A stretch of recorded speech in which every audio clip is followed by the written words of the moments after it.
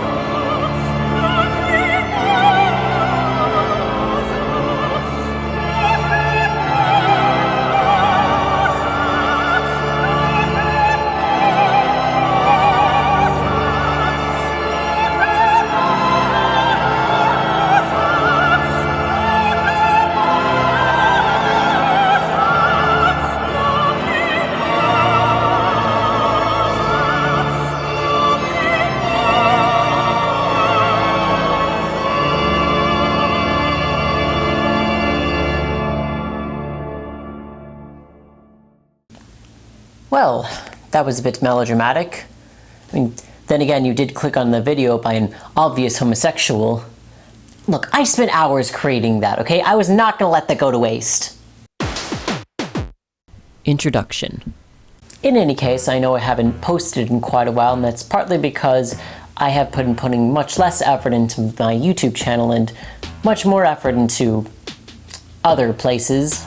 Star Wars characters that are packing some schmeat. But today I want to do something a bit different and talk about a play that I've seen recently that I think is just absolutely phenomenal and actually does relate to real-world issues that are currently going on. And that play is Angels in America, which was written by Tony Kushner and is about the AIDS epidemic of the 1980s. Now, because I'm going to be talking about this play in depth, spoilers are going to be everywhere, so I highly recommend you watch a staged production on YouTube first, or the HBO miniseries. Now, I know some people can get very prickly when it comes to movie adaptation, and for good reason.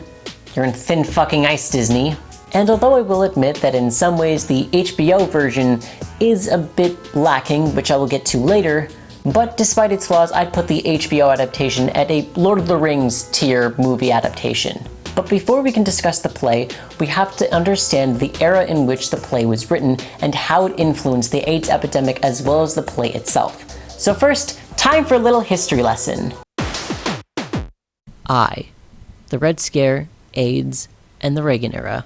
Although they fought on the same side during World War II, America and the Soviet Union didn't really like each other all that much. The USSR didn't like the United States due to the delayed entry into the war and the decades-long refusal to recognize the USSR as a legitimate power, and the US didn't like the USSR thanks to Stalin's tyrannical rule of his people. Well, that and the fact that communism also threatened the capitalist power structure that put the corrupt leaders in charge. But some of y'all aren't ready for that conversation. This led the United States to adopt the strategy known as containment, which basically attempted to contain the power and influence of the Soviet Union. This, in principle, meant the United States and USSR would be using other countries as chessboards, and in practice meant that, plus the United States would overthrow any remotely socialist government, even if it had no ties to the USSR whatsoever. But this video isn't about that. The point to take away from here is that everyone in the United States was paranoid about Russia, and this eventually led to the Red Scare, which was essentially the idea that Russian spies were infiltrating the federal government in Hollywood. This led to the creation of the House of Un-American Activities Committee, which was eventually led by Joseph McCarthy. Now, although there is some evidence that there were maybe a few Russian spies, the overwhelming majority of federal employees and all those who were in Hollywood were pretty much just called there because their views were too progressive for the committee's taste. And by the committee, I mean Joseph McCarthy. The committee essentially used intimidation and hearsay in order to destroy people's reputations, a tactic later termed McCarthyism. But by 1954, McCarthy's colleagues had denounced the tactic thanks to the Army-McCarthy Hearings. However, Joseph McCarthy wasn't the only one who rose to prominence during the Red Scare. A man named Cohn became the right-hand man to Joseph McCarthy during the trial of Julius and Ethel Rosenberg, who were tried and later convicted of espionage. And when the judge was deliberating on their sentence, Cohn had several unofficial and highly illegal meetings with the judge, which is what got them the death penalty. And although Cohn denied it, there was some clear evidence that those meetings did in fact happen. He also became involved in a sort of subsect of the Red Scare known as the Lavender Scare, which was basically the belief that homosexuals in the government were a security risk because of the false belief that they were mentally unstable, which is especially strange considering he himself was gay. Now, no one really knows why he actually did it. Some believe it was internalized homophobia, others believe that it was to cover up the fact that he himself was gay. I think it was probably some combination of both, but the point is that he was not only homophobic, but also hypocritical. The long-term effect of the Red Scare was a considerable shift to the right, especially when it came to economic policies. Even die-hard Democrats at the time tried to portray themselves as staunch anti-communists, despite the loss of traction of the Red Scare. And affiliation with many leftist political parties, such as the American Communist Party, decreased dramatically, so dramatically in fact that the American Communist Party no longer exists. And thanks to the Lavender Scare, this was also happening to gay people. During this time and in the decades before, the solicitation of same-sex relations and public affection of any kind, including kissing, holding hands, or even dancing with each other, was illegal in most states. This meant that gay bars and clubs were essentially the only place that a lot of queer people could truly express themselves. However, even then, these bars and clubs were subject to lots of police raids and harassment due to disorderly conduct, and they quite openly admitted that by disorderly, they meant queer people existing in the same space together. And this went on until one night at a place called Stonewall. Now, Stonewall was a bar that was bought and operated by the Genovese crime family, as it was common for criminal syndicates to cater to disenfranchised communities at the time. And the place was registered as a bottle bar, which was essentially a kind of bar where the patrons were supposed to bring their own drinks. Thus, it didn't require a liquor license. However, the bar still served alcohol, despite being subject to frequent police raids. Now, usually they would get around this because corrupt police officers would tip off the bar whenever a police raid was imminent.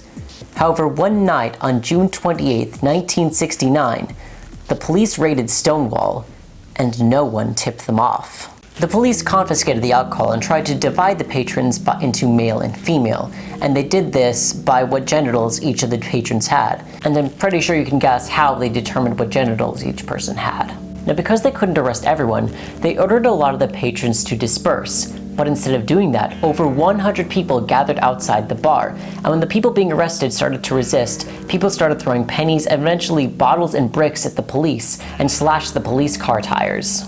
The police ended up barricading themselves inside Stonewall until help arrived. But even after the crowd dispersed, thousands gathered for several days afterwards and rioted. It was the events that made the queer community realize the power they had in solidarity. And although the gay rights movement didn't begin with Stonewall, it turned the tides in their favor and paved the way for more radical organizations such as the Gay Liberation Front and the Gay Activist Alliance. Things started to really look up for the queer community. But then, in 1981, things took a turn. Ronald Reagan got elected president thanks to strong ties to the religious right and their bigotry and Reagan's conservative economic policies. It was a pretty scary time for marginalized people. David Stockman, Reagan's budget director, wrote a book in which he said that he was surprised that a lot of liberal programs turned out to be popular. He thought these things, housing programs, Medicare, that this was some liberal conspiracy, and he found out when politicians expanded these government programs that provided benefits to people, they were responding to public demand.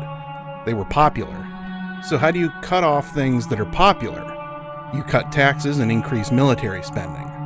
Then there's much less to pay for all these government programs, so you were able to defeat them not because they are, on the merits, wrong or unpopular, but because you then say, we can't have such a big deficit, we have to cut them. Reagan was very skillful at that. They called it starving the beast. Reagan felt like the beginning of the end for the left. We watched people really financially start to fall off the cliff and be marginalized again. It was a grim time. Right around the corner on the general election ballot in California, you have the Briggs Initiative, which is the first statewide attack on gay rights. This was a law that would have made it illegal for gays to teach in the schools and also illegal for supporters of gays to teach in schools. It was a very, very creepy law. And in the same year, several gay men reported cases of unusually aggressive cancers and rare lung infections. And the first cases of PCP were being reported amongst intravenous drug users. By the end of the year, there were over 270 cases, and 121 of them had died. By the next year, the disease causing this would be given a name: autoimmune deficiency syndrome, or AIDS. AIDS hit 11 years after Stonewall. I mean, it's just mind-boggling to think that the vast bulk of gay history since Stonewall has been about AIDS. It happened so quickly after this first blossoming of revolution. It's being whispered about. You hear about a friend of a friend, they have this weird new thing. But it's talked about in the context of STDs. Oh, we got another STD, and it's worse. At the beginning, who knew that it would be so much worse? And fatal. None of the other STDs were fatal. As things got worse and worse, you could not be in the Castro without being confronted by AIDS all the time. You would see someone walking up the street in those sagging sweatpants, which was kind of the most common look. Those skeletal bodies with sagging sweatpants covering just the most bony frame carrying a cane.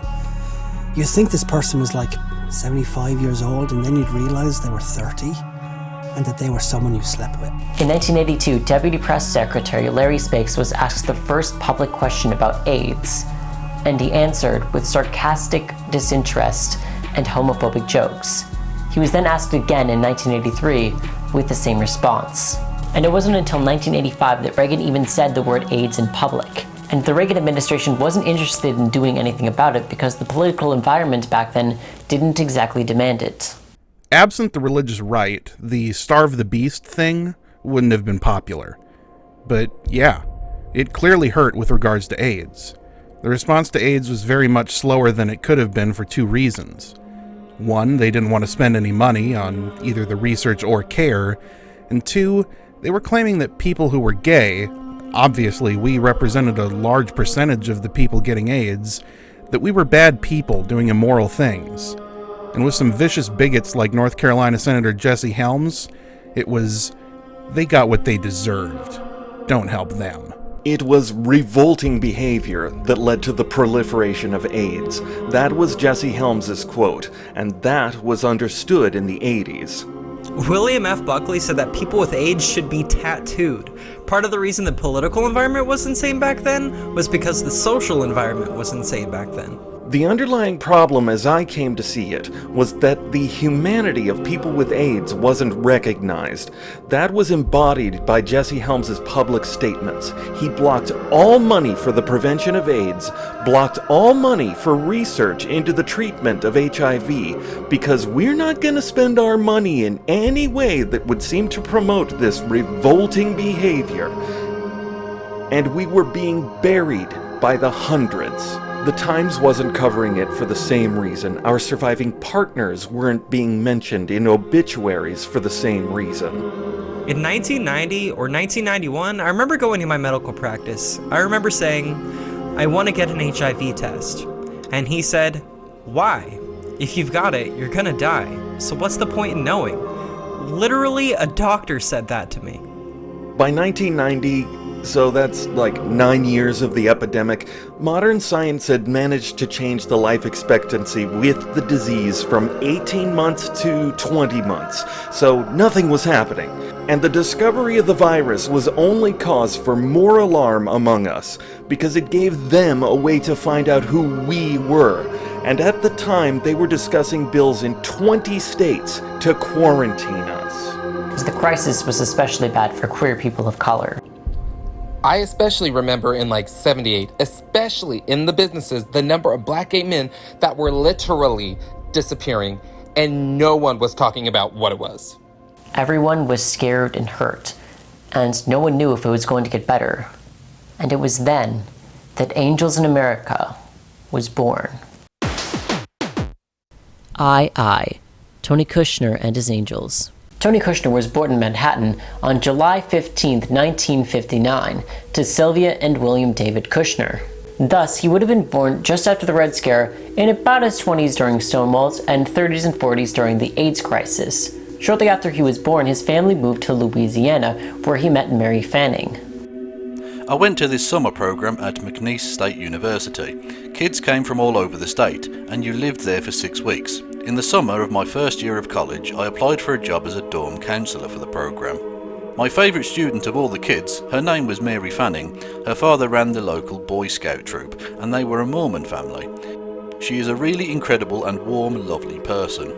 At the end of her last year of the program, she gave me, as a parting gift, the Book of Mormon, with this very impassioned inscription. If you think this is false, then this must mean that I and millions of other fools are stumbling around in the darkness, or something devastating like that.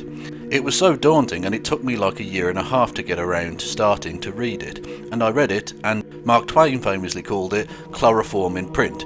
It's just terrible. It's a terrible book.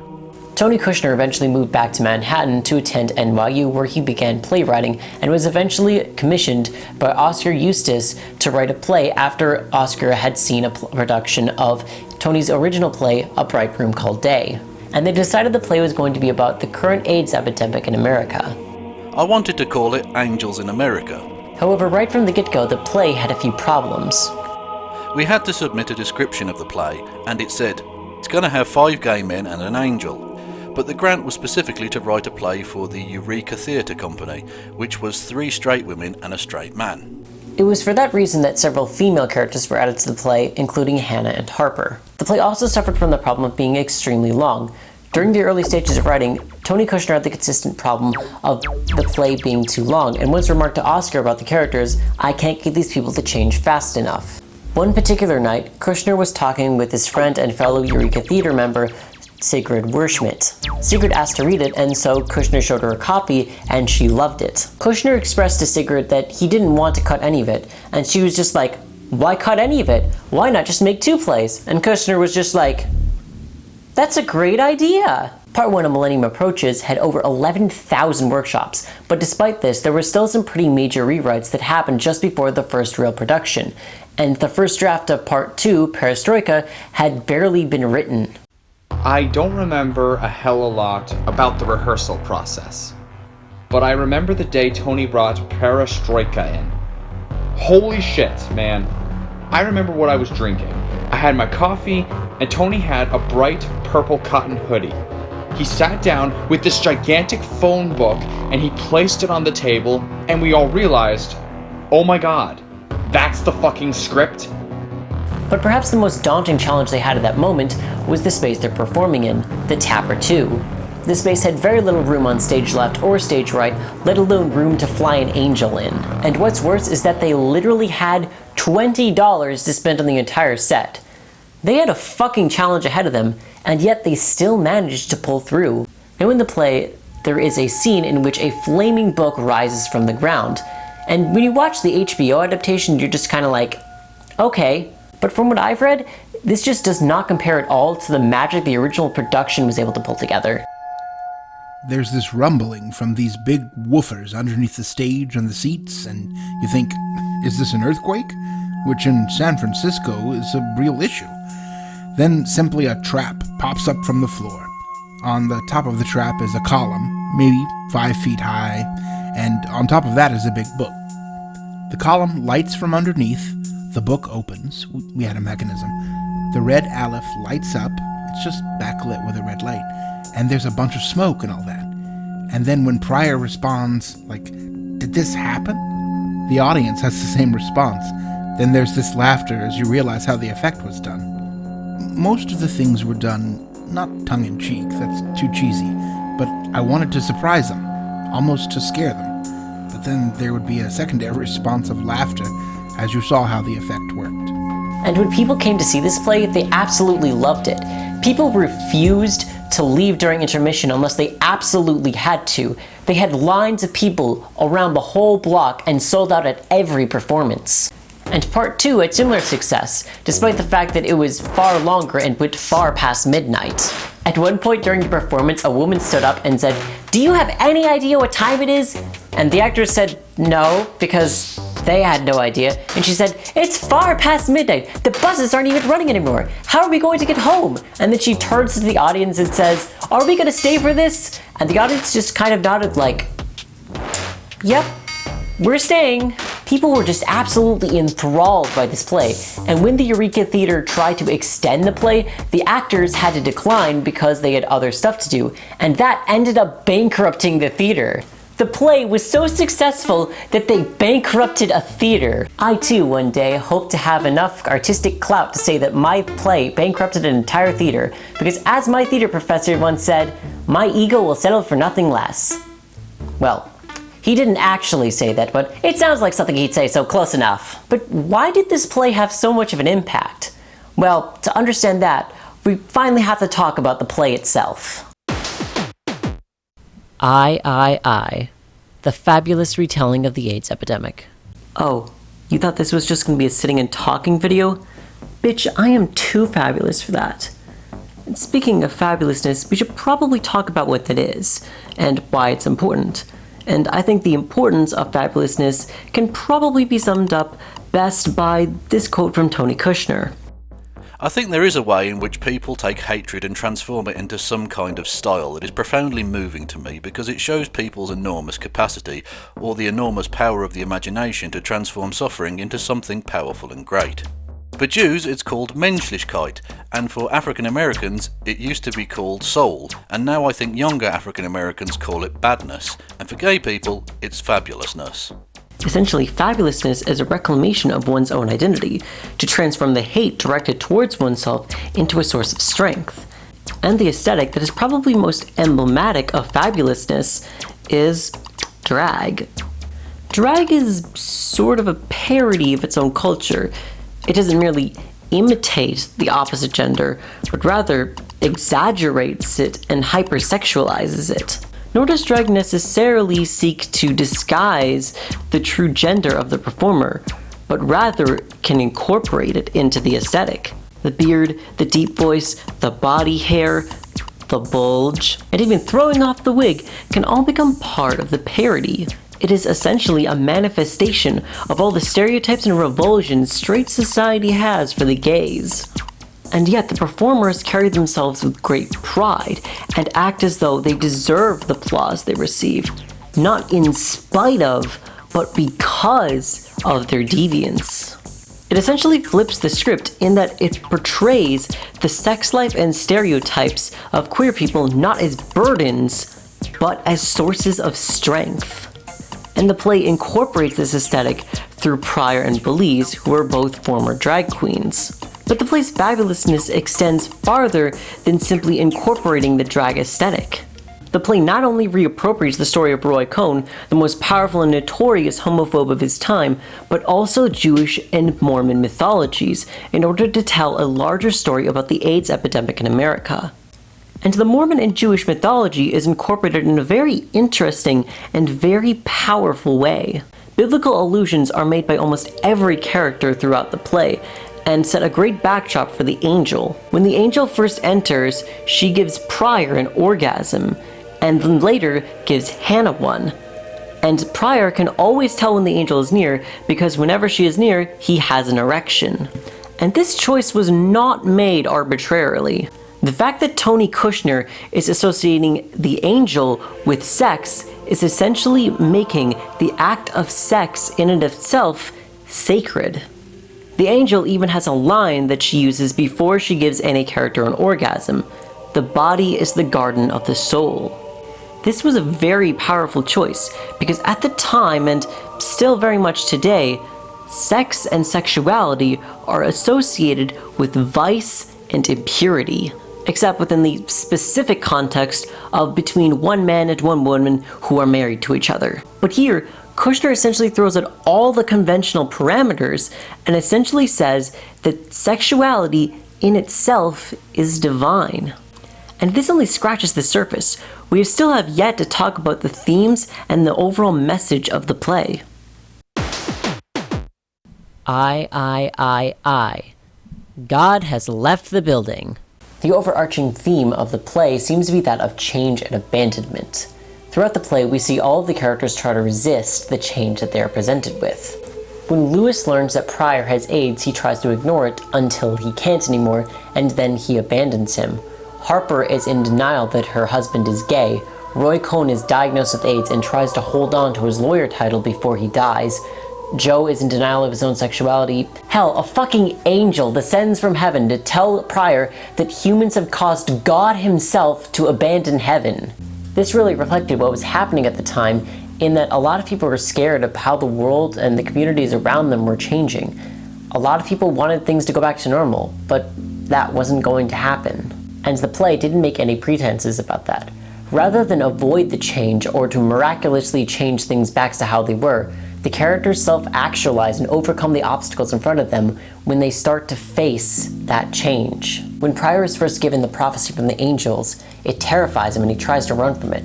But that only undoes all of his recovery and makes his condition worse. And eventually, after hearing some advice from Hannah, he finally faces the angel and goes to heaven to reject the message within him. And it's only then that he finally forgives Lewis and truly recovers both physically and emotionally. And the thing is, Pryor never fully heals. In the epilogue 5 years later, Pryor still has AIDS. He had to learn to live with that change. And that was the reality for the queer community at the time. The AIDS crisis wasn't something the queer community could revert back from. It was a change they had to learn to live with. But at the same time, the play presented the audience with something very few people had: hope.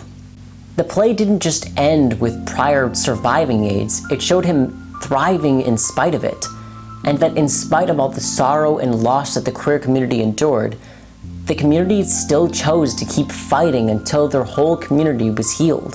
The play opened when we were still in the throes of the AIDS epidemic, but the play was filled with hope, and those were words we needed to hear. We needed to be told by these characters who matter to us, look what we can do, look what we can become, look how we can change. To many people, this play embodied everything they needed to hear at the time, and perhaps even what we need to hear now. I. The horrible present. So I know any of you that have seen this play are already convinced that this is probably one of the best plays ever written. But just how is this play topical?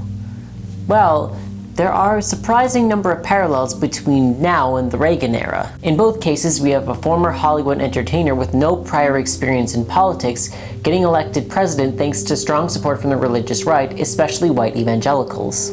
Both administrations are notoriously racist and anti-queer, and oversaw a horrible response to the outbreak of a new deadly disease. And as if that wasn't enough, the guy who mentored Donald Trump and became his personal lawyer up to his death was none other than Roy fucking Cohn. We have come full circle, and it is the 9th circle of hell. And just like then, we have a disenfranchised community protesting the injustice of the current administration. Though back then it was about the outbreak of a new deadly disease, and now it's much more about police brutality. And it can be pretty easy to see all the injustices and how little progress has been made on any of them and become disheartened and despair. We see this administration rolling back rights for gay people and for trans people in need of medical service, opening this country far too early and letting people die of corona, and even letting the police get away with egregious abuses of power and abuse the very people that they're supposed to be protecting, and even murdering them in cold blood. You might look at what's happening with the protests and think, is anything going to get any better? Is anything we're doing making any kind of difference? And this play sort of embodies that anxiety. Well, a specific form of that anxiety, but the same anxiety nonetheless. In the epilogue of the play, Pryor tells us about the Bethesda Fountain in New York, and Lewis tells us what it commemorates, how there was a spring in Israel that was attributed to the angel Bethesda, and anyone that bathed in its waters would be healed. Pryor says that the pipes to the fountain were turned off in the winter, and how he plans on living to see the pipes turned on again during the summer, which was symbolic of him living long enough to see his community, our community, healed. The disease would be the end of many, but not nearly all, and those that survived would become living memoriams for those who did not. No longer would they hide or die in secret. The world only spins forward, and we will not be silenced or forgotten. The time has come. The great work begins.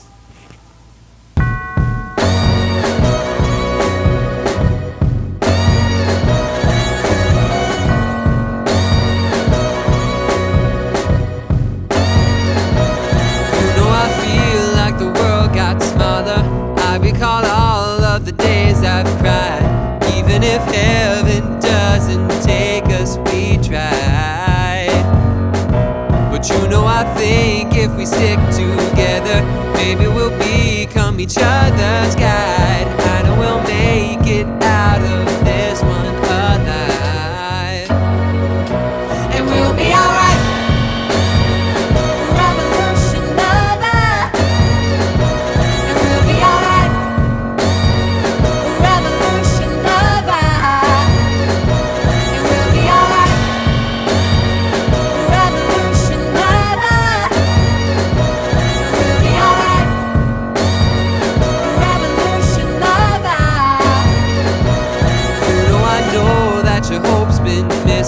I know we both could have almost died. I know it's harder every day to provide, but it's gonna change, I can feel it coming. And when it's here, we'll be side by side.